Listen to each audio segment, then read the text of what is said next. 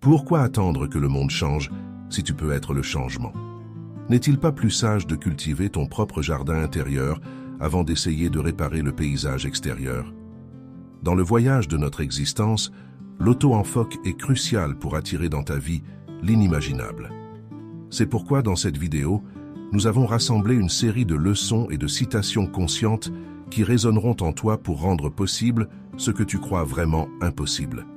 Si c'est ta première visite sur ma chaîne, je te demande de me soutenir en t'abonnant et en aimant la vidéo, afin que je puisse continuer à créer davantage de contenu comme celui-ci à l'avenir.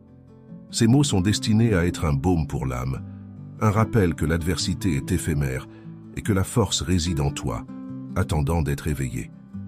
Nous t'encourageons à ouvrir ton cœur et ton esprit à ces paroles puissantes, leur permettant de pénétrer ton être, de nourrir ton esprit et d'élever ton moral. Ensemble, nous pouvons transformer l'obscurité en lumière et trouver la force d'avancer. Mais avant de commencer, comme d'habitude, j'ai un défi pour toi. Regarde jusqu'à la fin et ne manque aucun principe important, car l'un d'eux pourrait être la clé pour changer ta vie à jamais. 1. L'art de l'ataraxie. Plongeons dans le fascinant monde de l'ataraxie, cet état de sérénité imperturbable face aux vicissitudes de la vie. Imagine un instant que tu navigues sur des eaux tumultueuses, les vagues frappent avec fureur, le vent rugit, et le ciel devient une amalgamation de gris menaçant. Pourtant, tu restes impassible, ton regard fixé sur l'horizon, avec un calme qui semble défier la tempête elle-même.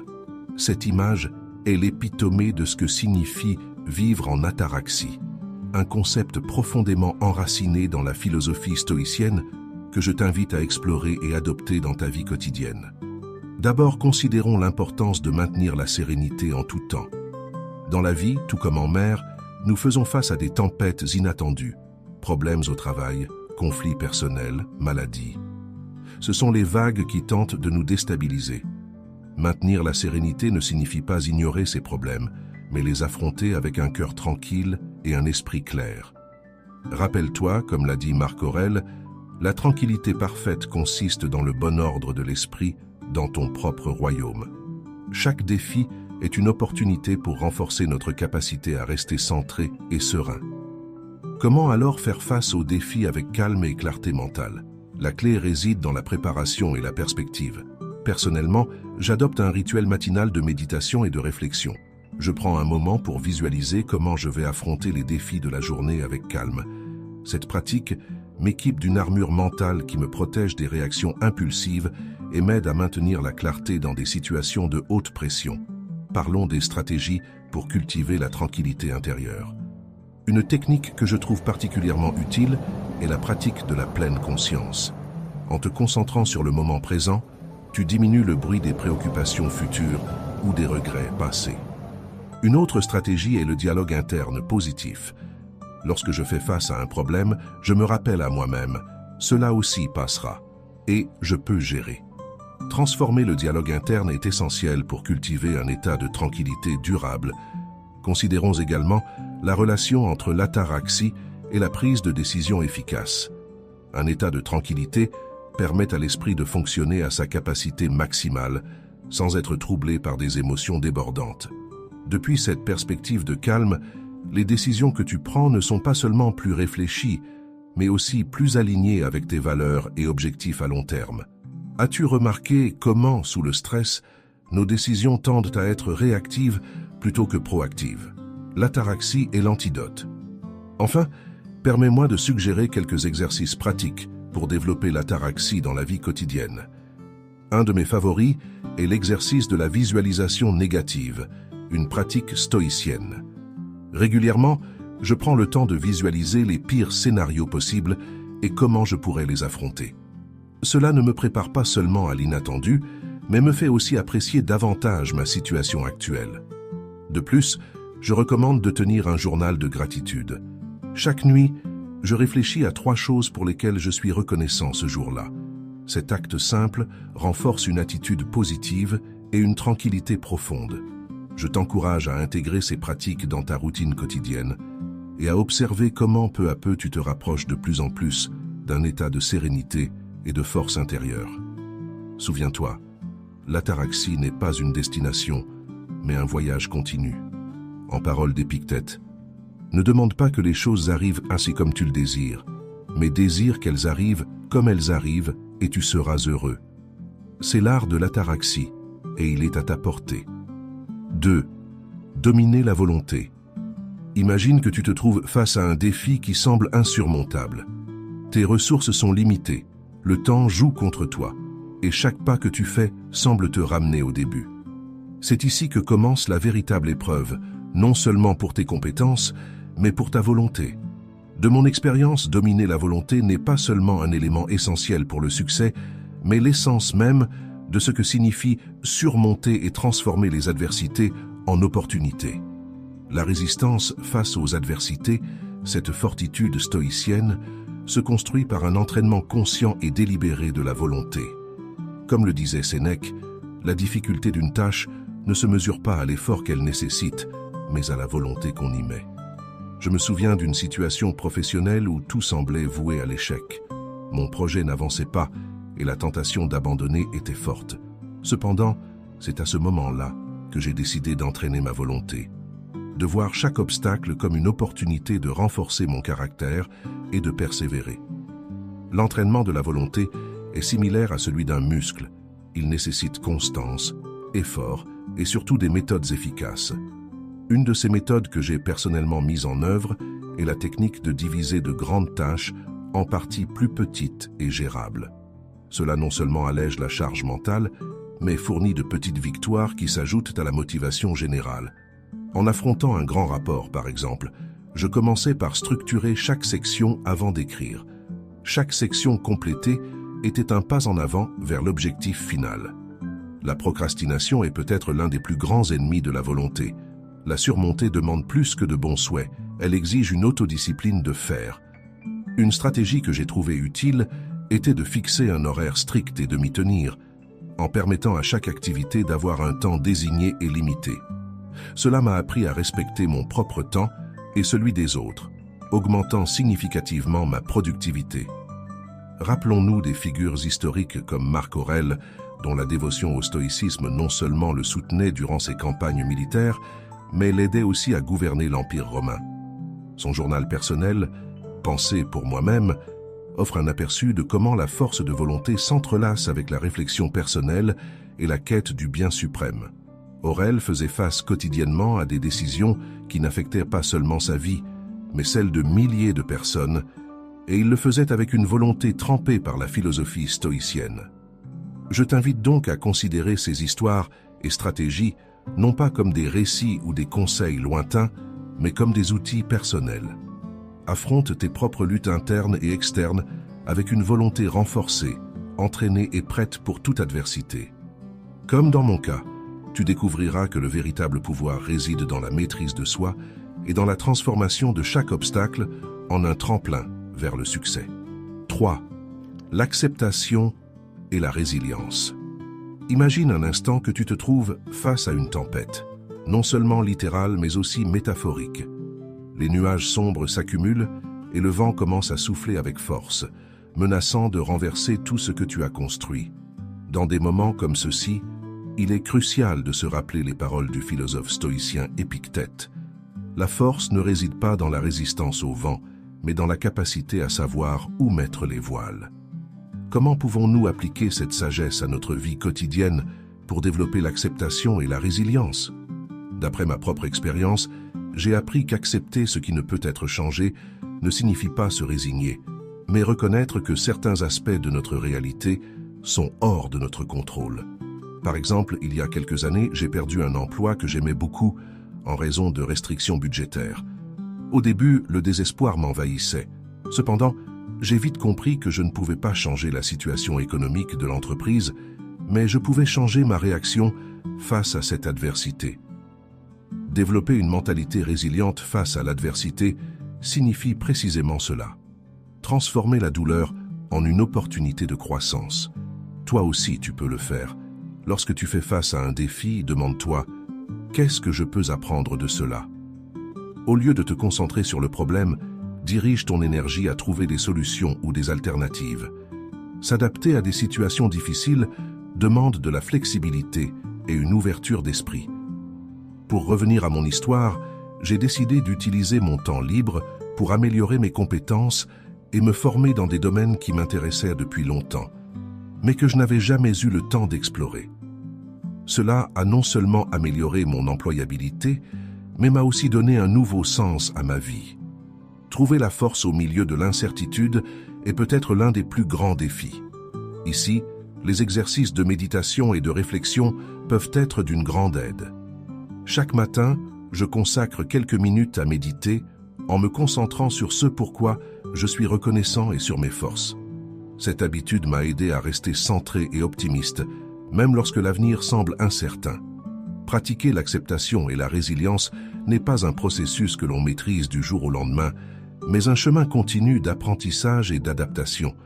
Un exercice qui m'a été particulièrement utile est d'écrire dans un journal chaque soir.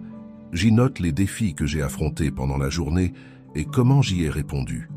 Cela me permet non seulement de voir mes progrès, mais aussi d'identifier les domaines où je peux m'améliorer. Comme tu peux le voir, développer l'acceptation et la résilience est un voyage personnel rempli de hauts et de bas. Cependant, armé de la sagesse stoïcienne et d'un engagement envers notre croissance personnelle, nous pouvons affronter n'importe quelle tempête avec grâce et force.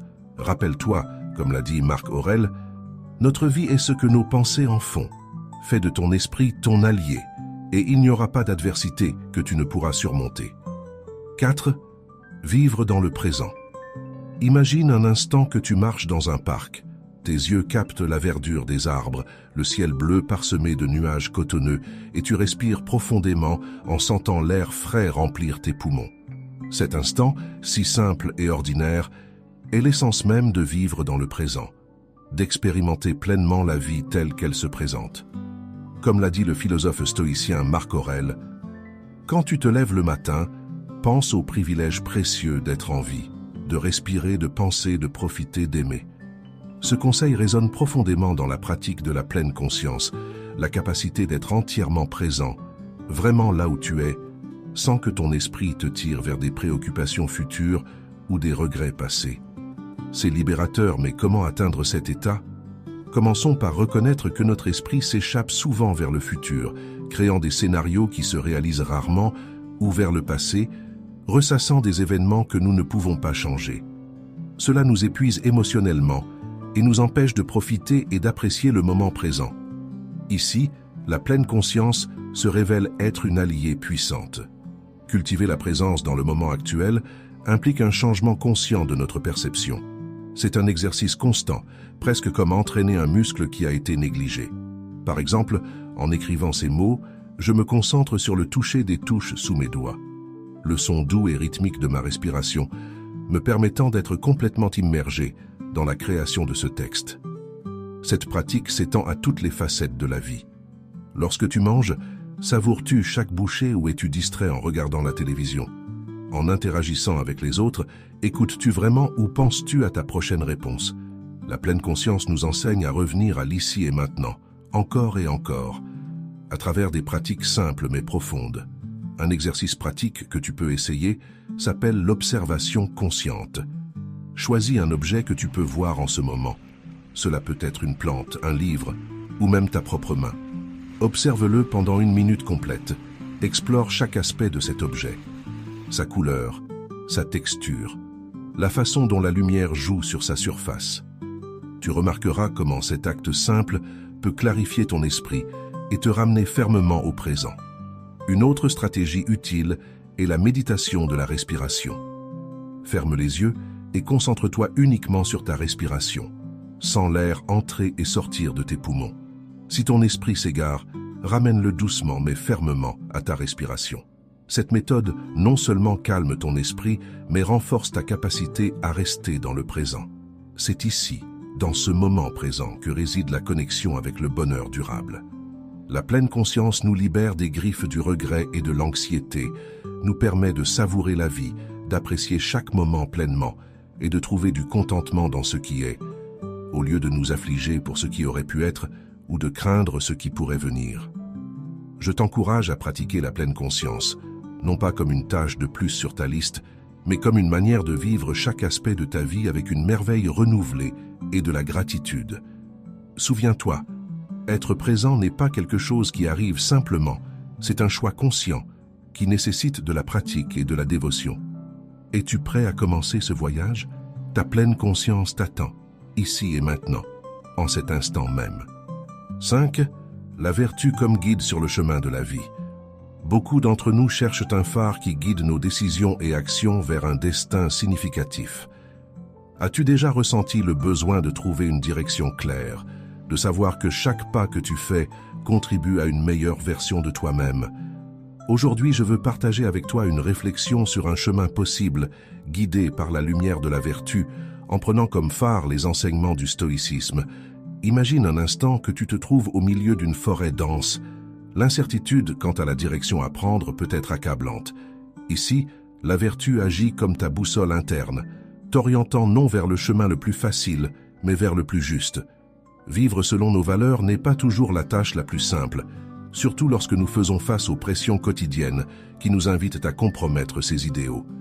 Cependant, rappelle-toi, comme le disait Sénèque, on ne profite pas d'une vie pleine sans défis. Plongeons maintenant dans les vertus stoïciennes, la sagesse, le courage, la justice et la tempérance. Chacune d'elles ne définit pas seulement un trait de caractère, mais offre aussi un outil pour faire face aux défis de la vie. La sagesse est cette lumière qui illumine les chemins et montre des solutions là où d'autres ne voient que des obstacles. C'est le savoir appliqué, celui qui te permet, au milieu d'une discussion animée, de trouver des mots qui apaisent et construisent plutôt que de détruire. Le courage, quant à lui, est la force de rester ferme face à tes peurs et adversités. Ce n'est pas l'absence de peur, mais la décision d'agir malgré elle. Imagine que tu doives parler en public, une tâche qui t'a toujours terrifié. Le courage est cette force intérieure qui te pousse à monter sur scène, à partager tes idées et à laisser ta marque dans l'audience. En ce qui concerne la justice, cette vertu t'invite à regarder au-delà de tes intérêts personnels. Dans un monde qui récompense souvent l'égoïsme, agir avec justice, c'est choisir d'être équitable. Considérer le bien-être des autres aussi important que le tien. Pense aux fois où tu as aidé un collègue de travail sans rien attendre en retour, simplement parce que c'était la bonne chose à faire. La tempérance, cette capacité à modérer nos désirs et passions, est peut-être l'une des vertus les plus difficiles à cultiver dans un monde de gratification instantanée. Mais as-tu déjà éprouvé la satisfaction de dire non à un plaisir momentané parce que tu savais qu'il y avait un bien plus grand à long terme? C'est l'essence de la tempérance. La pratique de ces vertus ne nous conduit pas seulement à une vie plus éthique et respectueuse, mais aussi à une vie plus pleine et significative. Chaque décision prise depuis la vertu renforce notre caractère et approfondit notre satisfaction personnelle. Les histoires de figures comme Marc Aurèle, qui dans son rôle d'empereur romain s'efforçait de gouverner avec justice et sagesse, ou même des figures plus contemporaines comme Nelson Mandela, qui a montré un courage inébranlable et un engagement pour la justice, nous inspirent à suivre leur exemple. Alors, la prochaine fois que tu te trouves à une croisée des chemins, demande-toi, que ferait le plus sage, le plus courageux, le plus juste, le plus tempéré?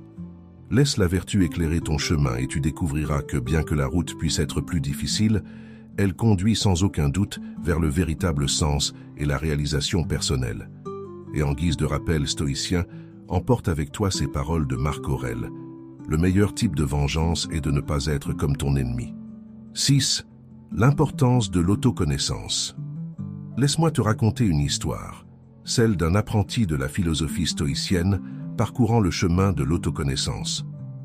Ce voyage personnel, qui te sera peut-être familier, commence par une simple mais puissante révélation. L'autoconnaissance est le fondement de toute croissance et sagesse personnelle. Je me souviens du jour où je suis tombé sur les paroles d'Épictète, un ancien philosophe stoïcien, qui disait « Connais-toi toi-même et ne te préoccupe pas de ce que pensent les autres de toi ». À ce moment-là, je traversais une période d'incertitude et de doute, cherchant des réponses au mauvais endroit. Cette phrase a résonné dans mon esprit, provoquant une réflexion intense sur qui j'étais vraiment et ce que je voulais accomplir. La philosophie stoïcienne centrée sur l'autoconnaissance, m'a appris à construire une base solide sur laquelle m'appuyer. J'ai compris que pour faire face aux adversités avec force et équilibre, je devais d'abord connaître mes propres forces et faiblesses. T'es-tu déjà demandé quelles sont tes véritables forces? As-tu été complètement honnête avec toi-même au sujet de tes faiblesses? Ce processus d'introspection est essentiel pour tout stoïcien.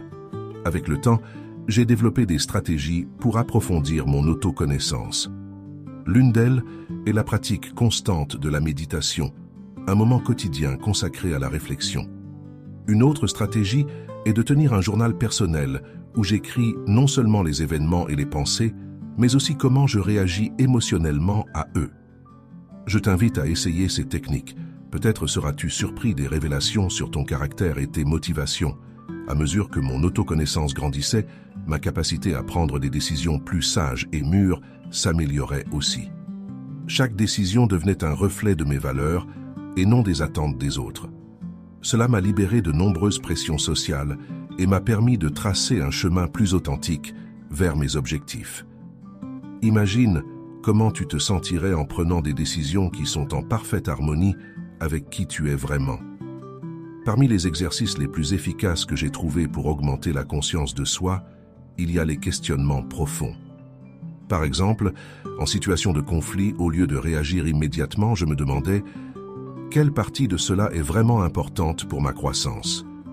Suis-je en train d'agir selon mes principes stoïciens ou suis-je poussé par des émotions éphémères ?» Cette pratique m'a aidé à mieux comprendre mes motivations et à aligner mes actions avec elles. À travers cette introspection, chaque pas, chaque décision est devenue une opportunité pour affirmer mon caractère et me rapprocher de la vertu stoïcienne. Je t'encourage à entreprendre ton propre voyage d'autoconnaissance. Ce ne sera pas facile et parfois, regarder si profondément en soi peut être déconcertant. Cependant, rappelle-toi, comme le disait Marc Aurèle, le miroir de l'âme est clair, il suffit de le nettoyer pour voir la lumière de ton véritable être. Donc, cultive ton esprit, connais-toi toi-même et permets-toi de vivre une vie de pleine conscience et d'authenticité. Oseras-tu commencer ce voyage vers l'autoconnaissance? Ton histoire personnelle pourrait être aussi révélatrice et transformante que celle que je viens de te raconter. 7. Le contrôle des émotions. Imagine que tu es en pleine situation difficile, une de celles où tout semble conspirer pour te mettre à l'épreuve. Ton cœur bat la chamade et tu sens la tension s'accumuler dans chaque recoin de ton corps. À ce moment précis, tu as l'opportunité d'illustrer l'un des principes les plus puissants du stoïcisme, le contrôle des émotions. Permets-moi de te raconter comment j'ai appris à maintenir mon calme au milieu de la tempête émotionnelle. Il y a quelques années, j'ai traversé une crise personnelle significative. Les émotions menaçaient de déborder comme des vagues, frappant violemment contre les falaises. Cependant, je me suis souvenu d'une phrase que j'avais lue dans les Pensées pour moi-même de Marc Aurèle. « Tu as pouvoir sur ton esprit, non sur les événements extérieurs. Prends conscience de cela et tu trouveras la force. » Cette simple mais puissante citation est devenue mon mantra en ces moments de crise. J'ai mis en œuvre une stratégie étudiée dans les textes stoïciens, la visualisation préméditée des adversités, connue sous le nom de Praemeditatio Malorum. Chaque matin, avant de commencer ma journée, je prenais un moment pour visualiser les défis qui pourraient surgir et comment je répondrais à ceux-ci avec calme et rationalité. Cette pratique me préparait mentalement à toute éventualité, m'aidant à gérer et réguler mes émotions quand des situations adverses se produisaient réellement. Une autre technique que j'ai trouvée inestimable est celle du distancement émotionnel, ou ce que les stoïciens appellent l'objectivation. Au lieu de dire « je suis en colère », j'ai commencé à dire « il y a de la colère présente ». Ce simple changement dans la formulation de mes pensées m'a aidé à me rappeler que les émotions sont passagères et ne définissent pas mon essence. Cela me permettait d'observer mes émotions comme si elles étaient des nuages passagers dans le ciel de mon esprit, évitant d'être emporté par des impulsions émotionnelles.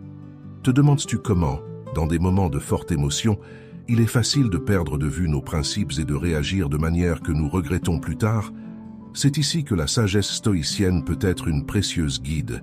Les stoïciens croient que le véritable pouvoir réside dans notre capacité à choisir notre réponse à toute situation. Nous ne pouvons pas contrôler ce qui nous arrive, mais nous pouvons contrôler comment nous réagissons.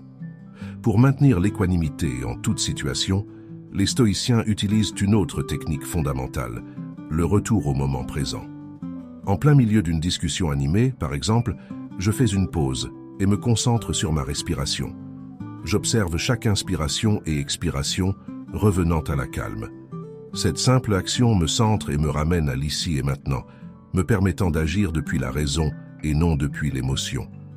Ces stratégies ne sont pas seulement utiles en moment de crise, mais sont des outils quotidiens pour cultiver la sérénité et la force intérieure.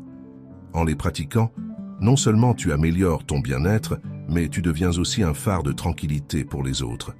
Souviens-toi, comme le disait Sénèque, la plus grande partie du progrès est le désir de progresser. Je t'encourage à adopter ces pratiques stoïciennes dans ta vie quotidienne et à observer comment elles transforment ta capacité à contrôler tes émotions et à affronter avec sagesse les défis qui se présentent. 8. Le pouvoir de la gratitude.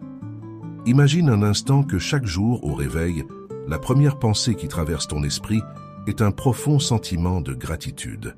Pas une gratitude superficielle pour les possessions matérielles, mais une reconnaissance sincère pour la vie elle-même, pour le simple fait de respirer, et pour les opportunités que chaque nouveau jour apporte. Je m'adresse à toi, oui, à toi, car je veux que tu visualises cette pratique non comme un exercice fastidieux, mais comme une aventure vers ta propre bonheur. J'ai découvert la gratitude à un moment de ma vie où rien ne semblait avoir de sens. J'étais pris dans un tourbillon de négativité et de frustration, voyant chaque jour se transformer en écho du précédent. Mais c'est alors que je suis tombé sur une phrase d'Épictète, un philosophe stoïcien, qui disait « Ce n'est qu'en appréciant ce que nous avons que nous pouvons vraiment être libres ». Cette simple citation a radicalement changé ma perspective. J'ai commencé à pratiquer la gratitude quotidiennement. Chaque matin, avant même de sortir du lit, je consacrais quelques minutes à penser à 3 choses pour lesquelles j'étais reconnaissant. Au début, les choses étaient assez basiques. J'étais reconnaissant pour ma santé, pour avoir un toit sur ma tête et pour la nourriture sur ma table. Mais avec le temps, j'ai commencé à remarquer de petites choses que j'avais auparavant ignorées. Le sourire d'un inconnu, la beauté d'un arbre sur le chemin du travail, la tranquillité d'une nuit sans bruit. Ces pratiques quotidiennes ont transformé ma perspective. J'ai réalisé que, peu importe les circonstances, il y avait toujours quelque chose pour lequel je pouvais être reconnaissant. Et toi, as-tu déjà réfléchi à combien de choses tu ignores chaque jour, des choses qui méritent ta gratitude? Pour cultiver une attitude de gratitude constante, j'ai mis en place des stratégies pour m'aider à maintenir cet état d'esprit. L'une d'elles consistait à tenir un journal de gratitude. Chaque soir, avant de dormir, j'écrivais 3 nouvelles choses pour lesquelles j'étais reconnaissant ce jour-là, qu'elles soient grandes ou petites. Une autre stratégie consistait à changer mon dialogue interne. Chaque fois que je me surprenais à penser négativement à propos d'une situation, j'essayais d'inverser le schéma et de trouver quelque chose de positif. Par exemple, si j'étais frustré par un embouteillage, je changeais ma perspective et pensais « Cela me donne du temps pour écouter mon podcast préféré ». Cette connexion entre la gratitude et la mentalité stoïcienne d'acceptation est devenue de plus en plus claire pour moi.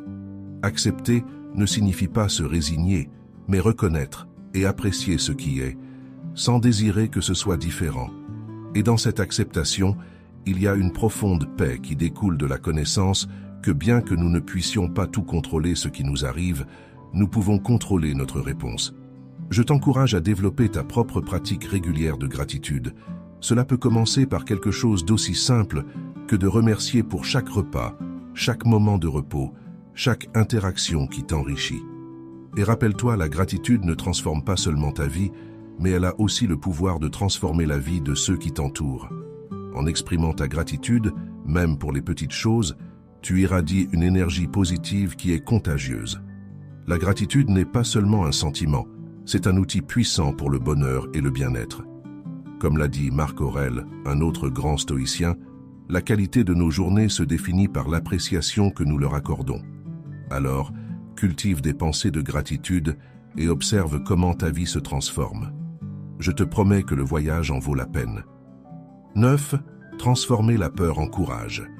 Imagine que tu te trouves au bord d'une falaise, à tes pieds un abîme qui t'invite à reculer, mais quelque chose en toi te suggère que, plutôt que de reculer, tu devrais sauter. Ce moment encapsule la véritable confrontation avec la peur, cet instant critique où la décision que tu prends peut tout changer. J'ai été là, pas littéralement au bord d'une falaise, mais dans des situations qui exigeaient un saut de foi, des moments où la peur se présentait aussi palpable que le vent frappant mon visage. Pour paraphraser Épictète, un sage stoïcien dirait « Ce n'est que lorsqu'on affronte ses peurs qu'on découvre les véritables réserves de force qui résident en nous. » Cette pensée a été un phare dans ma vie lorsque les ombres de la peur menaçaient de m'engloutir. Permets-moi de te raconter comment j'ai transformé cette peur en courage.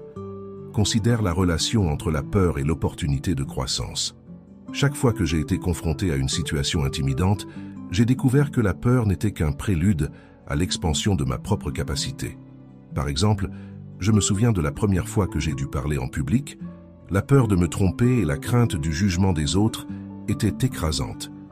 Cependant, en affrontant ces peurs, non seulement j'ai survécu à l'expérience, mais j'ai aussi découvert une passion pour l'oratoire et un talent pour communiquer que je ne soupçonnais pas.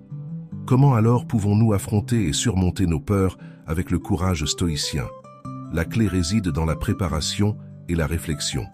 Chaque fois que la peur surgit, je m'arrête pour l'analyser. Qu'est-ce qui pourrait arriver de pire? Quelle est la probabilité que cela se produise?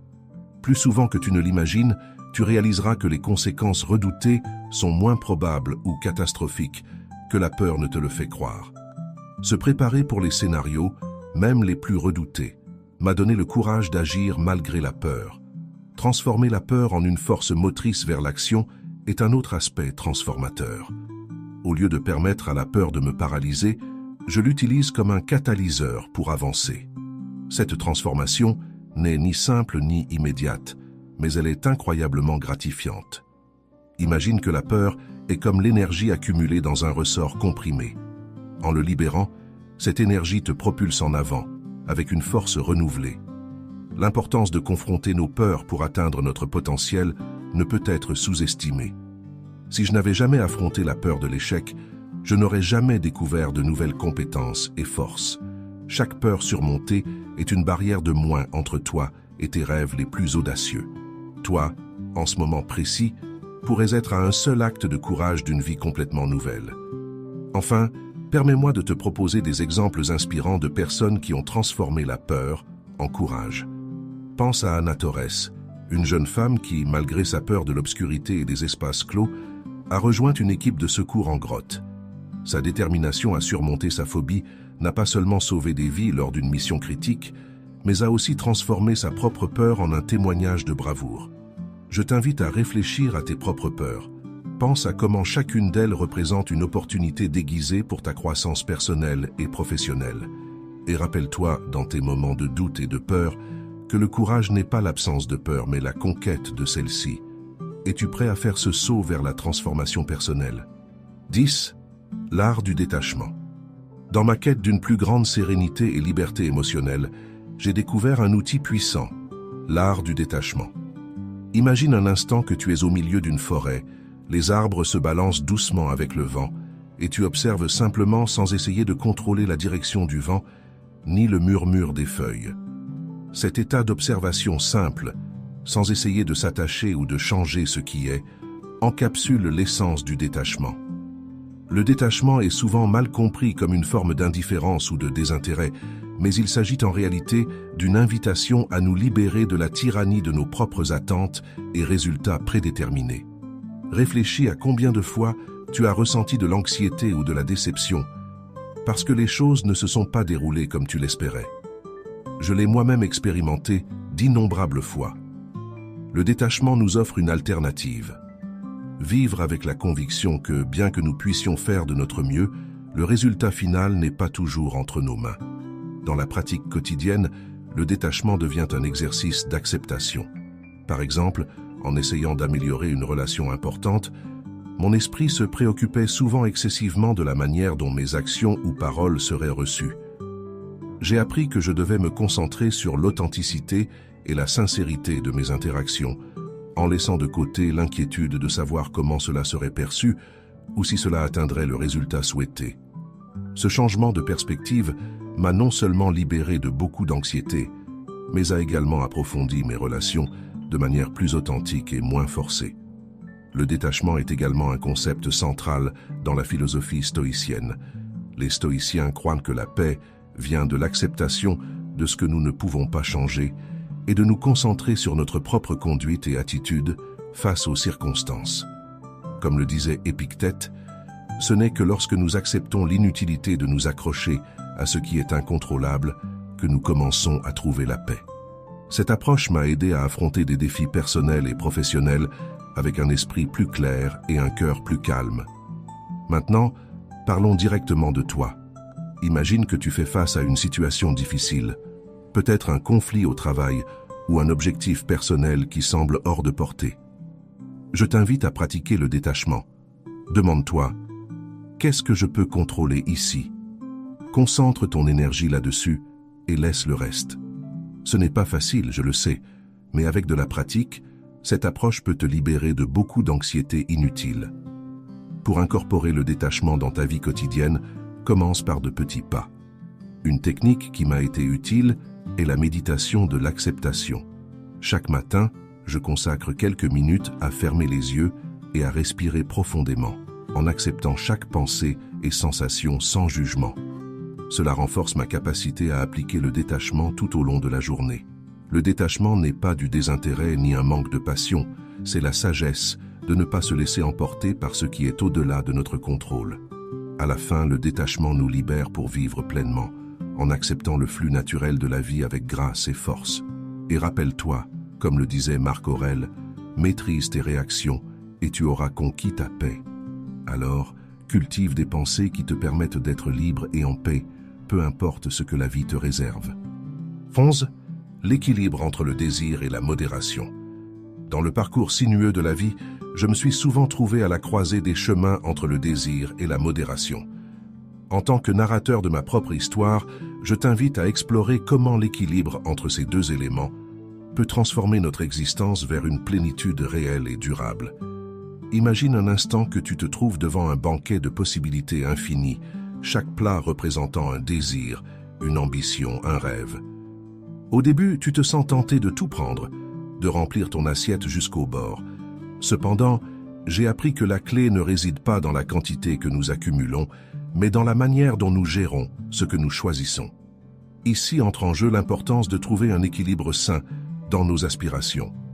Il ne s'agit pas de réprimer ou d'éliminer les désirs, mais de les canaliser de manière à enrichir notre vie sans la submerger. Je me souviens d'un après-midi où, en marchant dans la ville, les vitrines pleines de technologies de pointe attiraient mon regard. Mon désir initial était d'acheter le gadget le plus récent, poussé par cette soif de nouveauté. Cependant, je me suis arrêté un moment pour réfléchir. En ai-je vraiment besoin? Cela ajoutera-t-il de la valeur à ma vie? Ou est-ce simplement un plaisir momentané? Cette pause m'a permis d'appliquer une stratégie efficace pour gérer mes désirs et éviter la surconsommation. J'ai décidé de m'éloigner et, à chaque pas, j'ai ressenti comment la modération me libérait des chaînes invisibles de besoins créés et non réels. La modération, cette vertu si prisée dans la philosophie stoïcienne, ne permet pas seulement d'éviter l'excès, mais aussi de renforcer le caractère.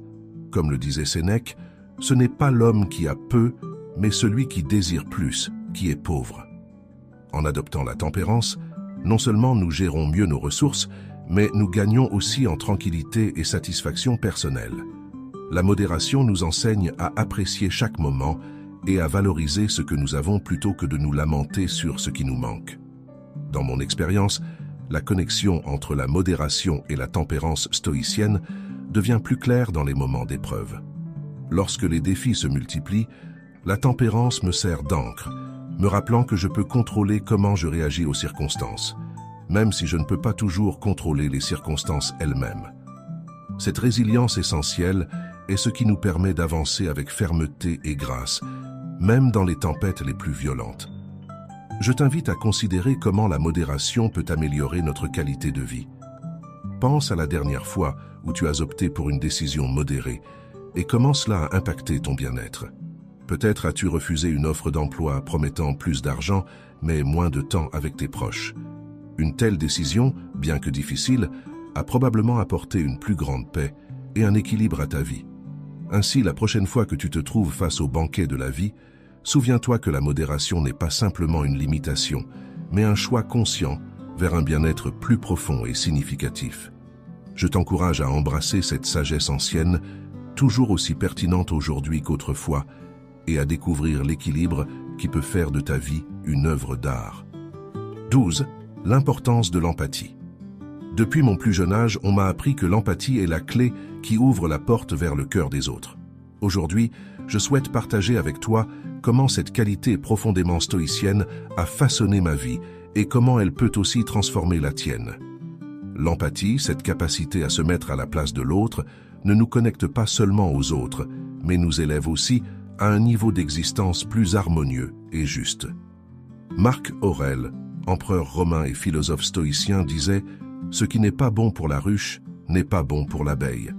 Cette phrase résonne dans chaque acte d'empathie, car en comprenant et partageant les sentiments de l'autre, nous réalisons que le bien-être individuel est inextricablement lié au bien-être collectif. Je me souviens d'un moment particulièrement éclairant de ma vie lorsque j'ai rencontré une vieille amie traversant une crise personnelle. Au lieu d'offrir des conseils non sollicités ou de banaliser sa douleur, j'ai choisi de simplement l'écouter. Dans cet espace sûr, elle a partagé ses peurs et ses espoirs, et moi, en pratiquant l'empathie, j'ai pu réellement comprendre la profondeur de sa souffrance. Cela a renforcé notre amitié et m'a enseigné une leçon précieuse sur l'importance d'être présent. Cultiver l'empathie dans nos interactions peut sembler une tâche monumentale, mais en réalité, cela se réduit à des pratiques simples et conscientes. Par exemple, lorsque tu dialogues avec quelqu'un, essaie d'écouter plus que tu ne parles. Observe non seulement les mots, mais aussi le langage corporel et les émotions qui les accompagnent. Cela te permettra non seulement de mieux comprendre l'autre personne, mais enrichira aussi la qualité de tes relations. La connexion entre l'empathie et la justice stoïcienne devient évidente dans la manière dont nous traitons les autres. Si nous agissons avec empathie, nous sommes plus enclins à être justes, car nous reconnaissons que chaque personne mérite considération et respect. Dans ma propre expérience, j'ai constaté comment de petits gestes empathiques peuvent résoudre des conflits et bâtir des ponts là où auparavant il y avait des murs. Enfin, je te propose un exercice pratique que j'ai trouvé particulièrement transformateur.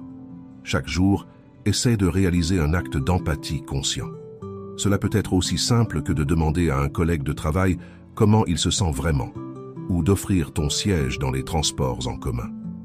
Tu seras surpris de voir comment ces actes apparemment mineurs peuvent changer non seulement ta journée, mais aussi celle des autres.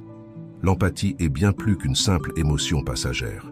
C'est une pratique stoïcienne qui peut renforcer nos relations et nos communautés.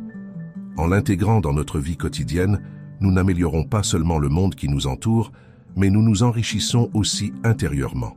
Je t'invite à l'expérimenter par toi-même et à découvrir le pouvoir transformateur de comprendre et de partager les sentiments des autres.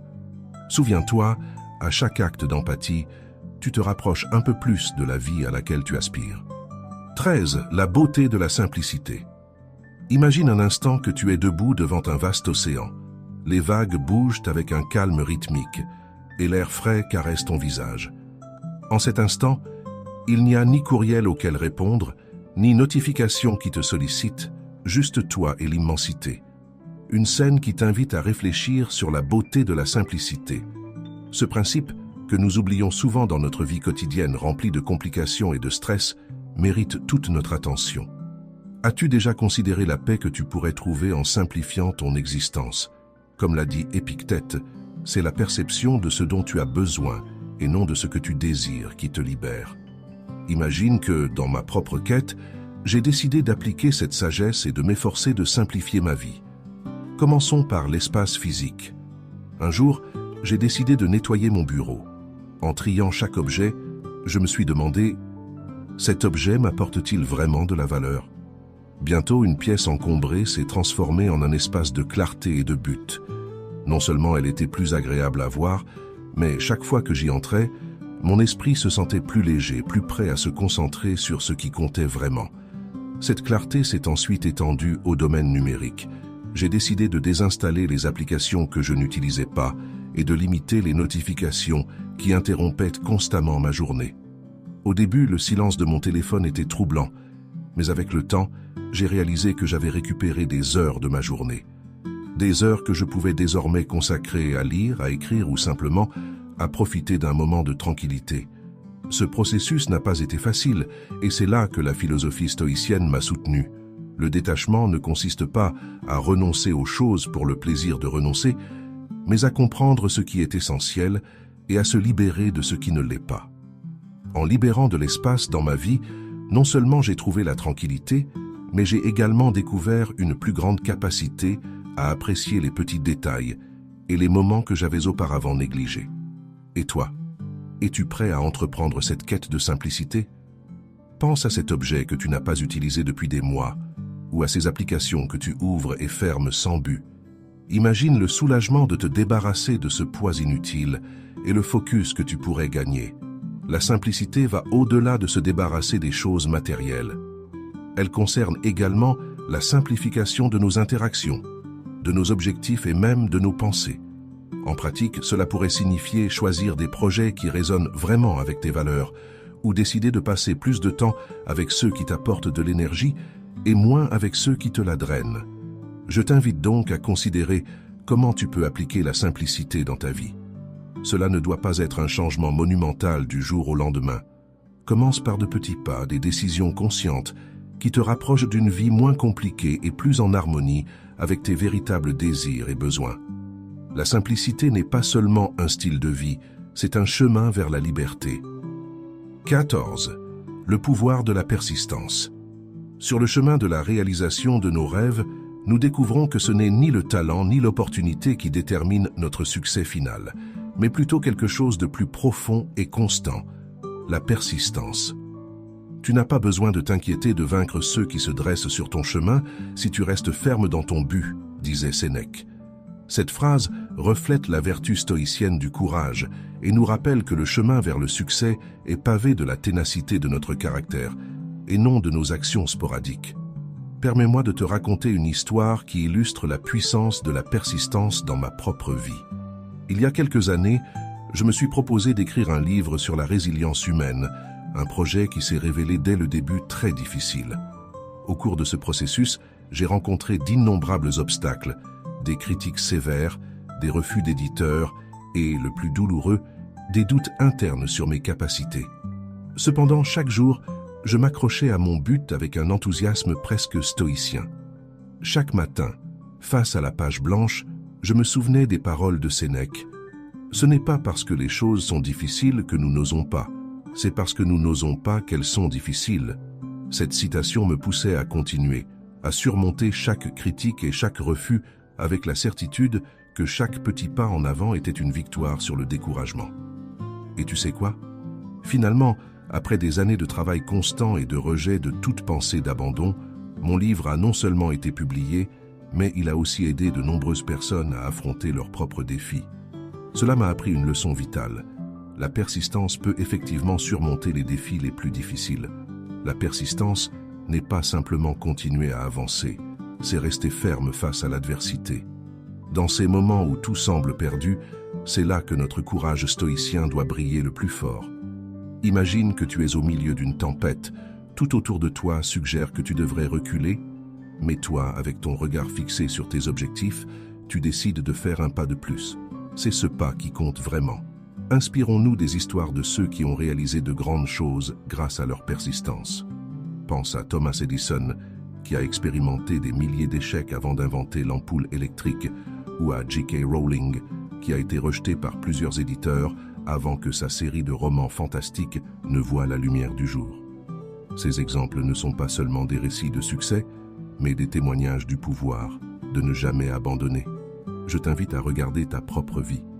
Où as-tu besoin d'appliquer cette persistance? Quel défi as-tu évité parce qu'il semblait trop difficile? Souviens-toi, le véritable courage réside dans la continuité, pas à pas, même lorsque les résultats ne sont pas immédiats. Avec chaque défi que nous affrontons, nous avons deux options: reculer ou avancer avec une détermination renouvelée. choisis cette dernière. Intégrer la persistance dans chaque aspect de nos vies nous rapproche un peu plus de l'excellence, non parce que c'est facile, mais parce que c'est possible. Et dans cette possibilité réside l'essence même du courage stoïcien. 15. La gratification de l'autosuffisance. Si tu t'es déjà retrouvé à contempler l'immensité de l'océan et à ressentir une paix indescriptible, tu as probablement touché, ne serait-ce qu'un instant, l'essence de l'autosuffisance. Aujourd'hui, je veux t'emmener dans un voyage personnel pour explorer non seulement ce que signifie être autosuffisant, mais aussi comment cette qualité peut transformer radicalement nos vies. Imagine un instant que tu es sur une île déserte. Tout ce dont tu as besoin pour survivre doit provenir de tes propres mains et compétences. Bien que cela puisse sembler extrême, ce scénario illustre parfaitement la gratification de l'autosuffisance. En cultivant notre indépendance émotionnelle et matérielle, non seulement nous survivons, mais nous commençons à vivre avec une liberté que seule l'autosuffisance peut offrir. Par exemple, pense à une journée typique dans ta vie. Combien de fois te sens-tu dépendant de quelque chose ou de quelqu'un pour te sentir complet, heureux ou satisfait? Maintenant, imagine comment ta journée changerait si tu pouvais générer ces sensations depuis ton intérieur, sans dépendre de facteurs externes. Voilà comment l'autosuffisance commence à opérer sa magie, nous libérant des chaînes de la dépendance. Une stratégie pour cultiver cette indépendance est de commencer par de petits pas. Par exemple, apprends à résoudre des problèmes quotidiens par toi-même avant de chercher de l'aide. Cette pratique non seulement améliore tes compétences, mais renforce aussi ta confiance en toi. Faire face à l'inconnu seul, bien qu'intimidant au début, t'enseigne peu à peu à faire confiance à tes propres capacités. Comme le disait Sénèque, ce qui te dérange t'enseigne, ce qui te bénéficie t'éduque. L'autosuffisance conduit également à une plus grande paix intérieure. En dépendant moins des caprices et des actions des autres, notre monde intérieur devient moins tumultueux et plus serein. Cela ne signifie pas que tu dois te couper des autres ou rejeter leur compagnie et leur aide, mais apprendre à être bien avec toi-même en toute situation. La véritable paix vient de savoir que tu peux gérer ce que la vie te réserve. La philosophie stoïcienne parle de l'autarcie, l'état de complète autosuffisance. Les stoïciens croient que pour atteindre le bonheur, nous devons nous libérer de nos désirs et aversions qui dépendent de choses hors de notre contrôle. Pratiquer l'autosuffisance est, en bien des manières, un chemin vers cette libération. Pour développer une plus grande autosuffisance dans nos vies, je te suggère de commencer par des exercices pratiques. Fixe-toi des objectifs personnels qui te poussent hors de ta zone de confort. Cela pourrait être quelque chose d'aussi simple que d'apprendre à cuisiner une nouvelle recette chaque semaine, gérer tes finances personnelles ou même cultiver un petit jardin. Chaque petite victoire sur toi-même accumule de la confiance et du respect de soi. L'autosuffisance n'est pas seulement une compétence utile, c'est un art qui enrichit profondément la vie. En la cultivant, tu gagnes non seulement en liberté, mais tu te rapproches aussi de l'essence véritable de la paix intérieure. Rappelle-toi les paroles d'Épictète. Le secret du bonheur est de se sentir libre. L'autosuffisance nous offre cette liberté. Prends le contrôle de ce que tu peux et trouve la paix en lâchant prise sur ce que tu ne peux pas contrôler. 16. Transformer ta vie avec le pouvoir du stoïcisme. Depuis la sérénité de l'ataraxie jusqu'à la force de la volonté, nous avons exploré des stratégies puissantes pour atteindre l'excellence personnelle. Je t'invite à intégrer ces enseignements dans ta vie quotidienne pour expérimenter des changements significatifs. Rappelle-toi que le chemin stoïcien est un voyage continu vers la réalisation. Ose vivre une vie pleine et significative. Si tu es arrivé jusqu'ici, écris dans les commentaires « Je suis ma priorité absolue ». Ainsi, je saurai qui sont les victorieux qui ont atteint la fin de cette précieuse leçon. J'ai hâte d'entendre tes histoires de triomphe. Abonne-toi et active la cloche des notifications et commente pour que YouTube sache que ce type de vidéo aide des personnes comme toi et que nous puissions continuer à créer plus de vidéos similaires à l'avenir. Je te recommande les 2 vidéos finales qui te seront proposées. À très bientôt pour de nouvelles aventures.